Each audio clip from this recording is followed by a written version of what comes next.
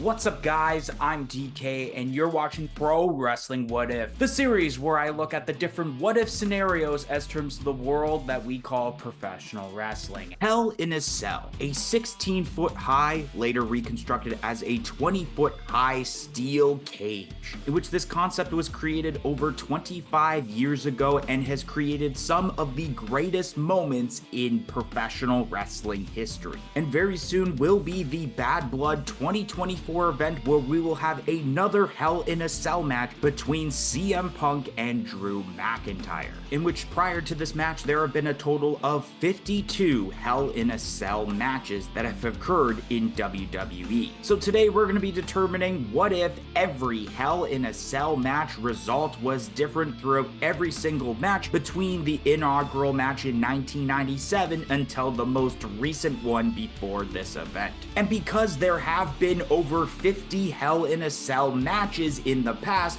we are going to be making this topic as a two-part video. So today, you're going to be watching the first half of the Hell in a Cell matches, while the second half, all the way until the most recent one, will be on an episode released next week here on the channel. And if you end up enjoying this video, don't forget to hit that like button, share this to all your friends, subscribe, and press the notification bell for when future episodes get released, and leave a comment down below about today's topic or suggesting a future topic for an episode of Pro Wrestling What If. So the first Hell in a Cell match took place at the Bad Blood In Your House 1997 event, which had the Undertaker versus Shawn Michaels, where the winner got a shot at the World Wrestling Federation Championship at Survivor Series, which in this case it would mean that the Undertaker would win the match. So I think the first thing that would happen with this match is that Kane would not debut at this event until much later, which of course was the reason that Shawn Michaels had won this match in the first place. And so that would mean it would be Undertaker versus Bret Hart at Survivor Series in 1997, which makes me believe that technically the Montreal Screwjob wouldn't have happened because Bret Hart would have been able to agree on dropping the title to a person like The Undertaker, unlike Shawn Michaels in the real timeline, which had caused the Montreal Screwjob in the first place. And with Undertaker as the brand new champion, he would have likely dropped it at the D-Generation X In Your House event, where then at that point Kane would have made his debut in order for Undertaker to drop the title to Shawn Michaels and lead to WrestleMania 14. So although this Kane debut in this timeline would have been okay, it wouldn't have been as memorable in my opinion as we've seen at the Bad Blood event, especially with that famous Vince McMahon commentary line, "He just ripped the door off the hinges." Hell in a Cell match number 2 took place on an episode of Raw on June 5th, 1998, which had Stone Cold and The Undertaker against Kane and Mankind in a Tornado Tag Team Hell in a Cell match, which in this case would have Kane and Mankind actually win the match. So I don't think really anything would have changed too much besides the fact that of course Kane and Mankind realistically would have had momentum. Kane did end up facing off against Stone Cold Steve Austin at the King of the Ring event in a First Blood match, and Undertaker had that famous Hell in a Cell match with Mankind, in which, speaking of the next Hell in a Cell match number 3 took place at the 1998 King of the Ring event, which of course was the famous Undertaker versus Mankind match, which in this timeline would have Mankind win the match. Mankind, after being thrown off the top of the cell and through the cell and still winning, would have been absolutely insane. I think perhaps that Mankind could have possibly switched places with The Undertaker, where Mankind would have ended up actually getting the title match at SummerSlam against Stone Cold Steve Austin, while I think Undertaker would actually be off TV because if I'm not mistaken, Undertaker actually worked this match with a broken ankle. This would have actually allowed Undertaker to have some time off to heal, and with Undertaker taking time off to heal, and who knows how long this would take, would there be a possibility that the Ministry of Darkness angle wouldn't have been able to be formed. The fourth Hell in a Cell match took place on an episode of Raw on August 24th, 1998, which had Mankind against Kane, which actually ended in a no contest. So I guess this would be a case where I would argue of what would happen if either or had won the match, which I think the likely winner in my opinion would have been Kane, since already he was inserted into the title match against Stone Cold Steve Austin and The Undertaker at Breakdown in Your House. While I think if Mankind had ended up winning this match, the roles would have been reversed, where maybe Mankind gets the triple threat title match with Undertaker and Stone Cold Steve Austin, while Kane would end up being in the steel cage match with The Rock and Ken Shamrock that determines the #1 contender. Hell in a Cell match number 5 took place at WrestleMania 15, which had the Big Boss Man versus The Undertaker, and in this case, Big Boss Man would have won the match. I think the first obvious thing to mention is that the streak would have ended before it really began, considering that it actually was not acknowledged until WrestleMania 17 by Jim Ross on commentary, and then by The Undertaker himself the following year at WrestleMania 18, holding up the 10 fingers. There could have been a possibility that Big Boss Man would have taken Undertaker's place as the next heel after The Rock to challenge Stone Cold Steve Austin for the World Wrestling Federation title. And there could have been a possibility that the Ministry of Darkness angle would have ended before the corporate ministry angle would have began. Hell in a Cell match number 6 took place at No Way Out 2000, which had Cactus Jack against Triple H for the World Wrestling Federation Championship, and if Cactus Jack had lost, he would have been forced to retire as an active wrestler, which in this timeline would see Cactus Jack win the match and the championship. Honestly, this wouldn't have really made a difference considering of what actually ended up happening. Cactus Jack, aka Mick Foley, had came out of retirement to compete in the WrestleMania 2000 main event with a McMahon in every corner. So in this case, with Cactus Jack or Mick Foley entering the match as the champion, he would have for sure have dropped the title during the match, and the final two would have ended up being The Rock versus Triple H, in which maybe we would live in a world where The Rock actually walks out as champion instead of Triple H, which then would actually mean that Triple H doesn't become the first heel to walk out of WrestleMania as the world champion. Hell in a Cell match number 7 took place at Armageddon 2000, which had Rikishi, The Rock, Stone Cold Steve Austin, Triple H, Undertaker, and Kurt Angle in a 6-man Hell in a Cell match for the World Wrestling Federation Championship. So this is one of those cases where, unlike my YouTube Shorts portion of the channel where I've mentioned multi-man matches, I can actually go into description here about each of the competitors that didn't end up winning the match. So I would say first off, if Rikishi had won the title, he probably would have the shortest reign out of the 5 competitors, dropping it before Royal Rumble 2001. If Triple H had won the title, he would likely drop the title at No Way Out 2001 to The Rock, just like Kurt Angle had done in the real timeline to set up Rock versus Austin 2 at WrestleMania. If The Undertaker had won the title, he would also likely drop it at No Way Out 2001, but probably in a triple threat match with Kurt Angle and The Rock, so that way The Undertaker doesn't have to take the fall in order to lose the title. Or perhaps you can have Triple H instead of Kurt Angle, considering that the common denominator of the two competitors of Undertaker and Triple H, that's how you set up their match for WrestleMania 17. But if that happens, we wouldn't have the 3 stages of hell match between Stone Cold Steve Austin and Triple H, so that's why I put Kurt Angle in there instead. If The Rock had won the title at this point, he would definitely hold on to it until WrestleMania 17, where he did drop it to the Royal Rumble winner Stone Cold Steve Austin, just like the real timeline. And lastly, if Stone Cold Steve Austin had ended up winning the match, this would cause The Rock to become a back-to-back Royal Rumble winner by winning the 2001 Royal Rumble, still setting up for The Rock versus Austin Part 2 at WrestleMania 17, and then in this case with Austin most likely retaining the championship since he did win the championship that night in the real timeline. Hell in a Cell match number 8 took place at Judgment Day 2002, which had Triple H against Chris Jericho, which in this timeline Chris Jericho would win the match.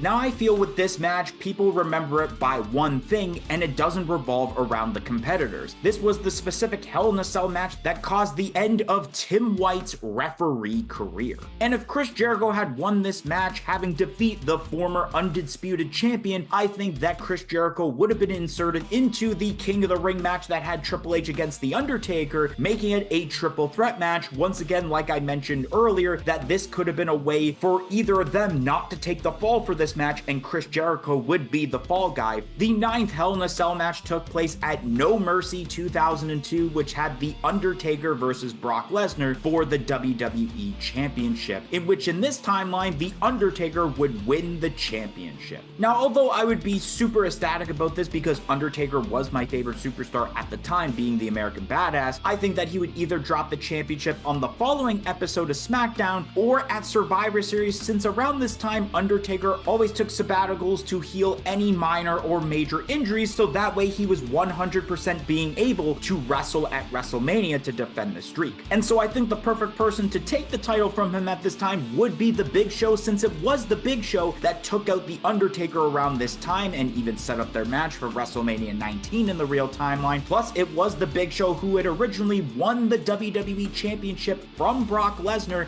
at Survivor Series, so maybe the Big Show and Brock Lesnar would have their match and Big Show would retain thanks to the help of Paul Heyman. The 10th Hell in a Cell match took place at Bad Blood 2003, which had Kevin Nash against Triple H for the World Heavyweight Championship with Mick Foley as the special guest referee, and in this timeline, Kevin Nash would become the new World Heavyweight Champion. Now, this was of course the time of Triple H's reign of terror, and so Kevin Nash's title reign would have not been long, and he would have been considered lucky if he was even able to hold it until SummerSlam, because of course at this point they were building up between the eventual one-on-one match at SummerSlam between Triple H and Goldberg, which then of course was changed to the Elimination Chamber match once Triple H had suffered his groin injury. Hell in a Cell match number 11 took place 1 year later at the Bad Blood 2004 event, which had Shawn Michaels against Triple H, and in this timeline Shawn Michaels would win the match. Realistically, I actually don't think anything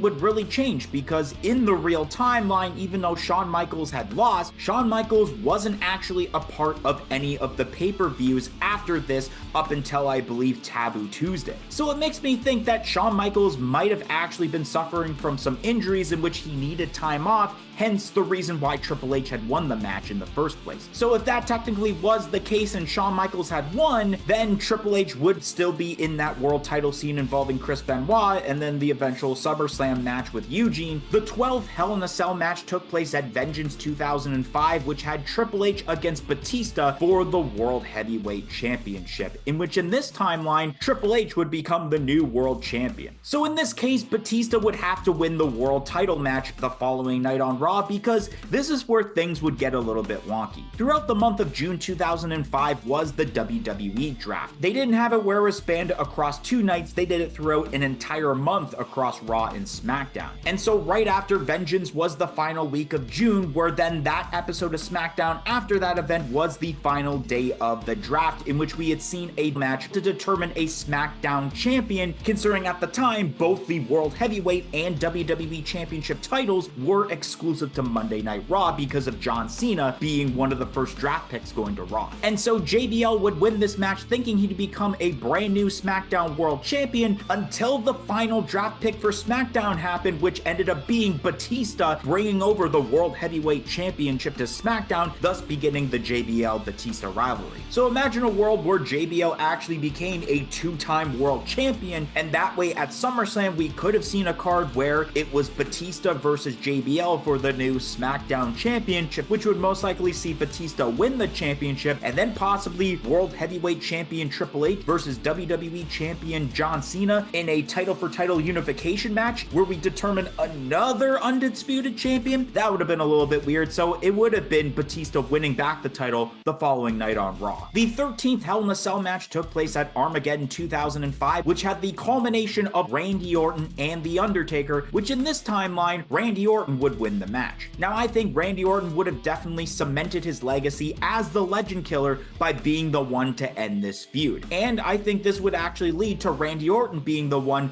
to win that Battle Royal for the vacant World Heavyweight Championship in January of 2006, in which this possibly means that the feud of Randy Orton and Rey Mysterio wouldn't have been contested in a triple threat match with Kurt Angle, who was the World Heavyweight Champion. They could have actually had a singles match at WrestleMania 22, which then leads me to believe that we actually would have had Kurt Angle versus Undertaker at WrestleMania 22 instead of the month prior at No Way Out. Not gonna lie, I kind of would rather want to have this alternate universe of having Angle and Undertaker at Mania instead of the triple threat match. The 14th Hell in a Cell match took place at Unforgiven 2006, which had Triple H and Shawn Michaels, D-Generation X, against Big Show, Mr. McMahon, and Shane McMahon in a 3-on-2 handicap Hell in a Cell match, which in this timeline, Big Show and the McMahons win this match. So I think in this case, Big Show would have been granted a WWE Championship match against John Cena, considering in the real timeline, there was the Survivor Series match of Team Cena versus Team Big Show. So instead of having that Survivor Series match, it would have been a WWE Championship one-on-one match between John Cena and the Big Show during this event. And then the Survivor Series match most likely would have been Team D-Generation X versus Team McMahon instead of Team Cena versus Team Big Show, with of course Team D-Generation X winning to officially culminate this rivalry. The 15th Hell in a Cell match took place at Survivor Series 2007, which had The Undertaker against Batista for the World Heavyweight Championship, which in this case, Undertaker would actually become the new champion. Now, in the real timeline with this match, Batista had retained because of interference from the returning Edge, leading to the triple threat match at Armageddon the following month, which had Edge win the title. And I feel like perhaps maybe they still would go down this way, considering I feel that they would have already had these seeds planted for an eventual Undertaker versus Edge match at WrestleMania, and having Undertaker chase for that title all the way up until WrestleMania. Otherwise, if Edge doesn't get in this match, who knows if we get Edge versus Undertaker, unless Edge were to have won the Royal Rumble in 2008, which we know who ended up winning that year. The 16th Hell in a Cell match took place at SummerSlam 2008, which had The Undertaker against Edge, which in this case, Edge would win the match. Now, this is actually a match I talked about in a recent YouTube Shorts while talking about the main event result for every SummerSlam event. And so I guess I will explain it more in long form that if Edge had won the match instead of Undertaker, it likely would be because of interference from the Big Show to help Edge win, considering of the events that took place in the real timeline that led to a match between Big Show and The Undertaker at the No Mercy pay-per-view, which in this timeline would mean that the Big Show and Undertaker's feud would begin earlier than it actually did in the real timeline. The next 3 Hell in a Cell matches took place at the Hell in a Cell 2009 pay-per-view, which the 17th Hell in a Cell match was between The Undertaker and CM Punk for the World Heavyweight Championship, which in this timeline, CM Punk retained the championship. Now, I think the most likely scenario would be that The Undertaker gets one more title shot, being inserted into the Fatal 4-Way match at the Bragging Rights event, which would have The Undertaker finally win the World Championship, which I feel like this was done to obviously set up the moment that happened at Elimination Chamber so that we can get the rematch between Shawn Michaels and The Undertaker at WrestleMania 26. The 18th Hell in a Cell match was Randy Orton versus John Cena for the WWE Championship, which in this timeline would have John Cena retain the WWE Championship. Now, if this result had happened, then the Iron Man match that took place at Bragging Rights would not have happened, because this feud had already began during the summer when Orton and Cena faced off at SummerSlam and had Randy Orton retain. Then the following pay-per-view at Bragging Rights in the I Quit match, John Cena had won the title back from Randy Orton, and then in the real timeline, Randy Orton had actually won this Hell in a Cell match, causing for another rematch to happen between the two, and thus making the Iron Man match at Bragging Rights to have one final match. So it would have been the end here, considering it would have been Randy Orton's rematch clause realistically in the Hell in a Cell match. The 19th Hell in a Cell match was D-Generation X, featuring of course Triple H and Shawn Michaels against Cody Rhodes and Ted DiBiase of The Legacy in a Tornado Tag Team Hell in a Cell match, which in this timeline has The Legacy win this match. I don't know if much would change of what we actually seen in the real timeline, considering that in the real timeline this led to D-Generation X being a part of a triple threat match with John Cena for the WWE Championship, and then leading to that unified tag team championship match with the Jericho. So if anything, I think the night that DX does win the unified tag team championship, the Legacy would be a part of that match, considering they got the win over DX at this point. The 20th Hell in a Cell match took place at the Hell in a Cell 2010 event, which had Sheamus against Randy Orton for the WWE Championship, which in this timeline, Sheamus would win back the WWE Championship. Now, in the real timeline, the following event at Bragging Rights, Wade Barrett did begin a feud with Randy Randy Orton over the WWE Championship. So part of me thinks that if Sheamus won the title, this would end up being a triple threat match at Bragging Rights, and it also makes me think that they actually would have pulled the trigger on Wade Barrett winning the WWE Championship at this point, so that way Randy Orton wouldn't have to take the pin and literally lose the title to Wade Barrett, and that Sheamus would be the fall guy. And so with this Wade Barrett title win, this possibly could mean that Wade Barrett would hold this championship even until WrestleMania. The 21st Hell in a Cell match also took place at the Hell in a Cell 2010 event, which had The Undertaker against Kane for the World Heavyweight Championship. And in this timeline, Undertaker would become the new World Heavyweight Champion. Now, during this match, Kane had won because Paul Bearer had turned his back on The Undertaker. Not really a shocker, to be honest. And so technically, Paul Bearer's involvement in that match wouldn't have happened if The Undertaker had actually won that match, and I still think that the Buried Alive match would have happened at Bragging Rights, where we would see Kane win back the World Heavyweight Championship, since I believe this was the end of The Undertaker's full-time run in WWE. The next time we would see him is WrestleMania 27, which began his part-time run, where he would only compete at WrestleMania to defend the streak. The 22nd Hell in a Cell match took place on an episode of Raw on September 26, 2011, which had Alberto Del Rio, CM Punk, Dolph Ziggler, Jack Swagger, and John Cena for the WWE Championship, which in this timeline would not have John Cena retain the championship. So right away I'm going to mention is that if Dolph Ziggler or Jack Swagger won the title, they would be for sure dropping it either at the following house show or most likely the next episode of Monday Night Raw. There's just no way at this time that they were even thinking about putting world titles on either Dolph Ziggler or Jack Swagger. If Alberto Del Rio had won the title, he would probably hold the title until Survivor Series, where he would drop it to CM Punk so that he begins his 434-day reign. And lastly, if CM Punk had won the title, there could be a chance that his 434-day reign would actually be 489 days, because from September 26, 2011 all the way until Royal Rumble 2013, but there is a chance that they could still do the triple threat match at Hell in a Cell where Del Rio wins the title again and then CM Punk wins it back at Survivor Series, thus making that title reign 434 days. The 23rd Hell in a Cell match took place at the Hell in a Cell 2011 event, which had Randy Orton against Mark Henry for the World Heavyweight Championship, which in this timeline, Randy Orton becomes the new champion. Now, the unfortunate reality would be that the Hall of Pain run would be over, because I just don't see a world where Mark Henry would pick up the World Heavyweight Championship again, considering that once Mark Henry had lost the title to Big Show, who had then been cashed on by Daniel Bryan, Mark Henry would never hold a world championship again. And so the only way realistically for this to actually happen would be that if there's a rematch between Randy Orton and Mark Henry at the Vengeance event, that Daniel Bryan would cash in and make it a triple threat match, taking the fall instead of Orton to win back the championship and making Daniel Bryan the first failed Money in the Bank cash-in. The 24th Hell in a Cell match also took place at the Hell in a Cell 2011 event, which of course was the Alberto Del Rio, CM Punk, and John Cena triple threat match for the WWE Championship, which would either have CM Punk become the new WWE Champion or John Cena retain the WWE Championship. So I think if John Cena had retained the championship during this match, he would drop it to Alberto Del Rio at the Vengeance 2011 event during their last man standing match. Since in the real timeline they had that match, and with Del Rio going over, that means that we would still have the Del Rio versus CM Punk match at Survivor Series. And if CM Punk had won this match, he would actually defend the title at Vengeance against the Awesome Truth in a triple threat match, since in the real timeline we did see a tag team match with the Awesome Truth being the Miz and R-Truth against CM Punk and Triple H. So basically you're taking Triple H out of the equation and you're making it a triple threat match, and that way you still have Del Rio versus John Cena,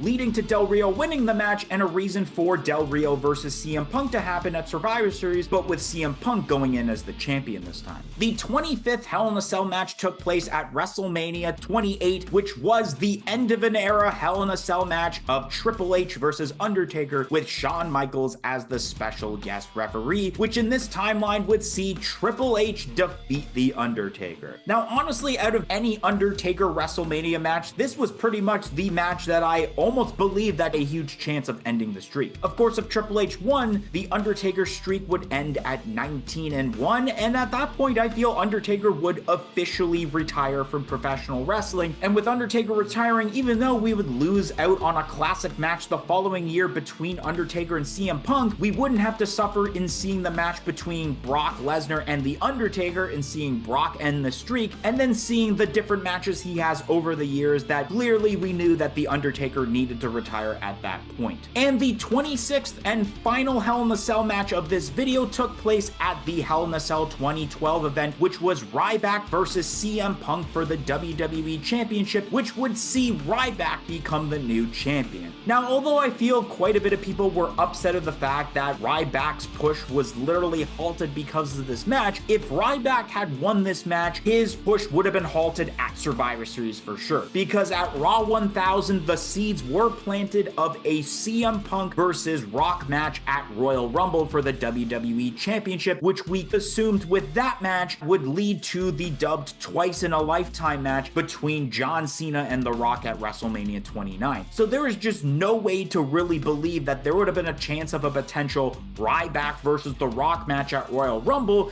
for the sake of a swerve when there's so much money to be made with a CM Punk versus Rock match, and especially a Rock versus Cena Part 2 match at WrestleMania.